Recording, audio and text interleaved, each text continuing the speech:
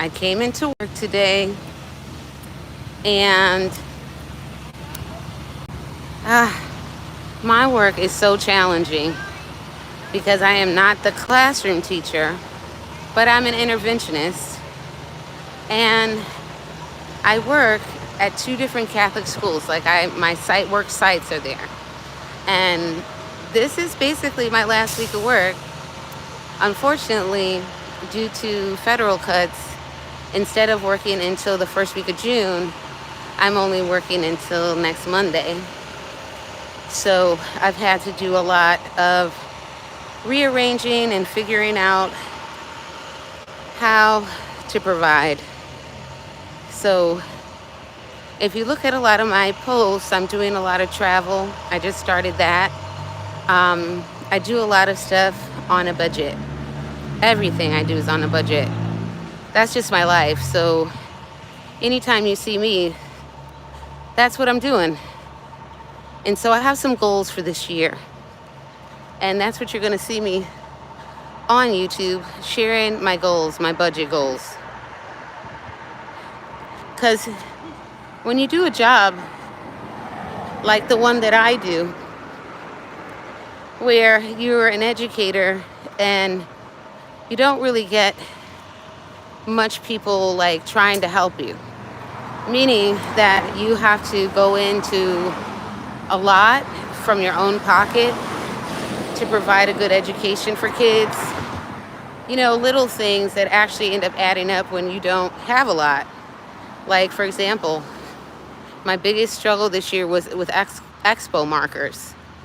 I had like a whole big pack of expo markers, sorry. And I work with very little kids. So I get like 50 of them and it costs like between $17 and $20 for that pack. And you think like with one person, it should last me for a long time. You know, I should have a set practically for all 6 kids that I work with at a time. But little kids, they break things on accident and they break markers. So they tend to push on the marker and thinking they have to push on it. Hey there, hope you can like, share, and subscribe. But they tend to push on the marker and they break them. So then I end up having to pay for that over and over again, or take the risk of not showing up prepared for work. And that is something that so many teachers have to deal with on a regular, and they don't really have all of this help to pay for the supplies that it takes to provide a quality lesson. And in Florida, unfortunately, oh, poor Florida. Florida, it tells some lies. They do. When it comes to how they feel about teachers, for sure. They have like a program to supposedly help teachers get homes. But if the homes are so expensive and you can't afford your mortgage payment, how's that going to help? I looked up that and I really was like, I still couldn't. I have a home, thank God. I have a home, and not because of anybody in the government to help me with that. Or any official or any neighbor. It was only my family that helped me. And if I didn't have my family and I had to live on the income that Florida pays me as a teacher, I would be homeless here. And that's no stretch of the imagination. That's real. Because in Florida, here in Miami especially, one person to be able to survive needs to make about $70,000 on a minimum. And I don't make that. I only make about now I make about 38,000, and that's because I'm working in an intervention space, and it's going to be less than actually 38,000 this year because of the cuts to federal funding. That actually, one of my friends who worked with the company, she lost her job because of all of the funding, so she had to just find a new job on spot. So I just had my job taken for a month, and I lost a month of pay. And then I was at risk of losing the ability to teach summer school, but I advocated for myself, and I got my manager to see that I really needed to stay closer. And so she gave me one of the few spots available in Miami to do summer school. It helps to have a good reputation. Hi there, how old am I? 50 something. I'm in my 50s. Hey, New God. Hey, Jordan. Thanks for saying hi. But that's why I do everything on a budget, and I show people how, because you could be very bitter, you know, when things go wrong. It's very easy to be bitter and be thinking about everybody who caused your problem. But if you do that, in my opinion, you're gonna waste your life and your health over something that you couldn't control in the first place. And it might cloud your judgment on how you should move forward. So with my teaching situation, I don't have to worry about whether or not I'm good at what I do. I'm not a good classroom teacher. Like a class full of kids teaching every single subject, that's not my best space. I know that I could go and do that, but for me, it's just not worth it. In the intervention space, I can focus on children who are performing below level, and I excel at getting them to understand math and reading concepts that they're not understanding in the classroom. And so when my job was cut off a month, and I have students that I tutor, unfortunately that had to affect them, because I'm a certified reading specialist, a math specialist, an ESE specialist. I'm certified to teach K through 6, and I have a strong reputation. So I had to raise my prices, and luckily parents are rolling with it. So this summer I'm doing educational immersive field trips through the Everglades, and I have parents paying for that. I had to close to double my prices per hour for tutoring, and I can only tutor so many people. And thank God that I'm almost booked for the summer. And when people have written me and said, can I pay you $25 an hour and my child really needs this, I had to say, I'm sorry, I can't, because I have to charge what I'm worth. If they went out to a private institution to go get what I have to give, it would cost them between $50 to $75 an hour. And so where I was this person who, even though I didn't make a lot of money, would charge parents between $25 and $30 just to make it affordable for them, really, because I know what it's like and I would want to help.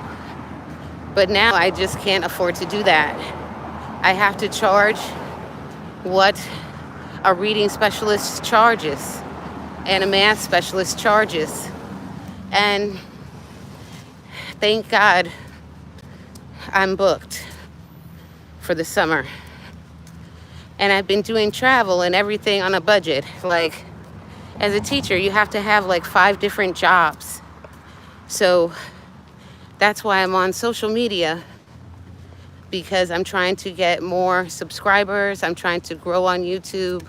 I'm trying to talk to people about how to enrich their experiences in life. And also, to a couple different types of travelers. I'm somebody who likes to incorporate nature into my travel so that I can maximize my budget. So if you've seen any of my lives lately, you've seen me go through the Florida Everglades because I live right next to it. And if I could have a vacation whenever I wanted it in the 3rd largest park in America, I better get to know it. And I did. And so in 10 days, I had a romantic Easter date camping with my husband in a paradise that's called Bear Island. I camped with my friend that came down from Kentucky, and she only spent like $200 and something to get here. And then she didn't really have to spend any money when she came. She only spent like maybe $50, I think. And then I spent food and a little gas, but I went on 2 boat tours. I camped. I saw all of nature. I saw forests. I walked down trails. I went hiking. I did off-roading with my car. I did all of these things. And I think that I only spent maybe about $100. And that's why I'm telling people, you can go ahead and go somewhere and you can think that you got the cheapest flight and the cheapest hotel. But what you'll wind up with, maybe, is a cheap experience. And you don't want that. So like next week, I'm going with a group of girls. We're going to Orlando. And you're going to see me in Orlando, and look up what there is to do near Orlando. You're going to see Disney. You're going to see like Universal, a lot of those type of parks. And a lot of people go there for that, and it's fun. I'm going to go to Disney, I think. It depends on if I have a spare ticket for my husband. We might go together on a different day. But if not, I can go down to downtown Disney and enjoy that for a minute. But I'm going to not only do the stuff that the girls that are going want to do, I'm going to do the things that I know that will maximize my trip on my budget. Because I seriously don't have a big budget. This trip, going with another group, is actually going to cost me a lot more money than it would usually cost me, even though it doesn't cost much. I have to pay $100 for a women's brunch that we're doing. And I think for my room for 2 days, I had to pay $262.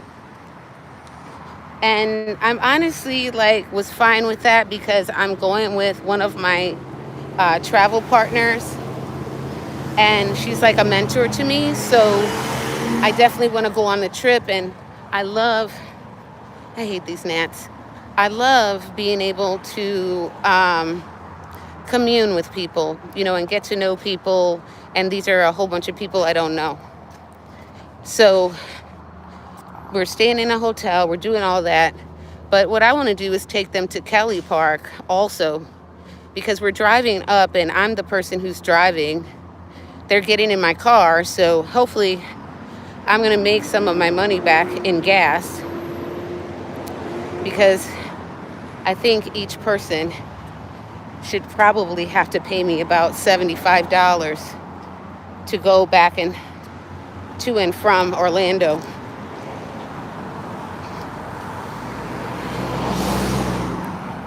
So that should kind of save me some money because I'm actually doing the driving. But I'm going to tell them that I want to go to Kelly Park while I'm there.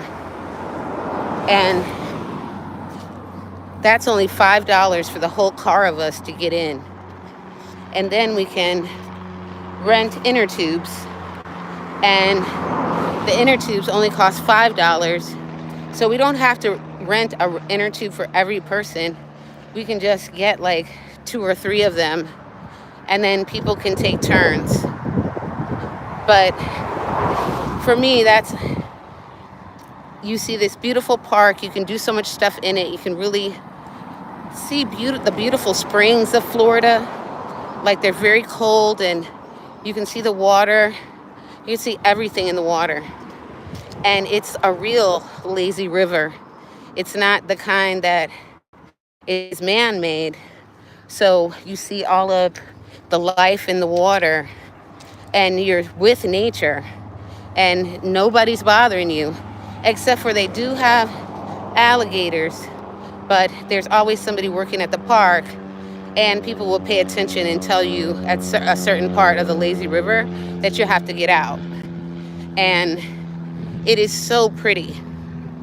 And so you could take 6 people and end up spending about $20 between 6 people. I would just say 24, just to make it an even number to divide by. But that would be, $6 for 4 people or $4 for 6 people. And I think that's nice. Oh, I have just a couple minutes. I walked to work today and I'm almost home. But I wanted to get on with you today and say hi, update you on what I'm doing on a budget. I'm in fro season right now because it's getting to be the wet season in Miami. And so you can see a little definition in my hair, but I like it because my fro is super soft, it's easy to comb, and it just looks beautiful. When it's humid, the fro looks so much better. You walk and it moves, it blows in the wind. It's absolutely amazing. Like, my hair's in a puff, so you can't see anything really blowing. But if I was at the beach, you'd see it. And if I had my full fro out, you would see it. Oh, I can tell I got to get some socks on with these shoes I'm wearing. But I'm almost home. Hey, I hope you can like the live. I hope you can share the live. Hey, Z. What's good? Z Cali. You from California? Ooh, y'all, look at this bag. It is heavy. It is so heavy. And the sun is shining on my face.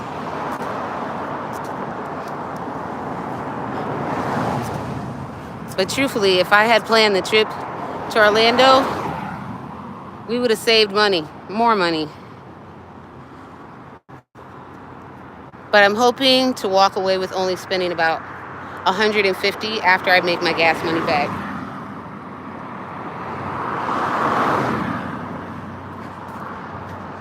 Oh.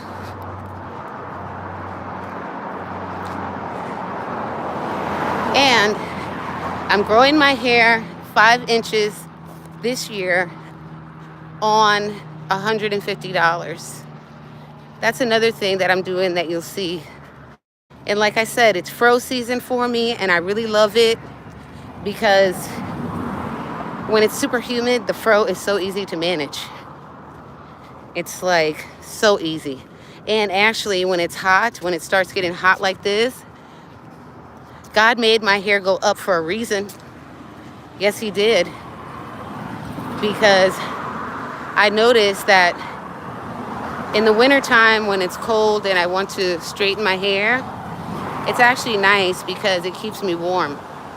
It goes all down here, it keeps me warm.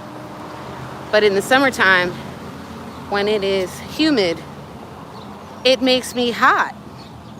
Because I've never liked that feeling of hot, sweaty hair on the back of my neck. or even on my back. And when your hair starts to get wet like that and it's straight, and it will revert. And that's why people don't like it. So I think I like that I have like different seasons for my hair. Like when it gets super hot and I don't feel like doing it, then I can put braids in it. And braids in the summertime when it gets super, super hot is so great, because it's like when you're sweating, you feel the air hit your head and you're instantly relieved. And when I braid my hair, I don't put any extra hair in my hair. I just braid my own hair because A, I just don't have patience. B, I'm in my 50s and I've managed to keep my hairline pretty much intact. You know, it's a little thin right here, but I don't want that to get worse. And so I don't want to put any hair in my hair, especially here, because I don't want to end up with alopecia. That's one of the main reasons why I stopped putting relaxer in my hair, because I noticed a lot of my friends and our hair starting to get thin up in here. And also there's a lot of health risks associated with it that I didn't want in my life. And I felt like I had kind of missed a bullet, because when I was doing relaxers, I didn't keep it in my hair long. And I just had it done in 2 minutes, basically. Sorry. There's a lot of little gnats here and they bug me. But since I know the porosity of my hair and I cut my hair on time, porosity should rule your world, not your texture. I hope I can get a like for that, because it doesn't matter if your hair's straight, curly, coily, whatever. You need to know your porosity so you'll know what tools, how to use your tools, how to pick your products, and how to pick your styling products, how to use your tools, how to pick your shampoo and conditioner, and achieve the styles that you want and to keep your hair healthy. Your texture just tells you pretty much how often you should cut it. And if you have a 4 textured hair, you probably have to cut it a lot more often than everybody else, because it's constantly splitting up and it doesn't split down. So you want it to be more proactive. Oh, I'm so hot. But my vacation, I did a whole week through the Everglades and spent less than $200. Me and another person. So take a look at my stuff. When you come to Miami, do more than just going to the Miami Beach. Look up Cifuentes Travel. Get in touch with me. Like, share, and subscribe. And learn about everything that I do on a budget. I should help you too. Have a nice day.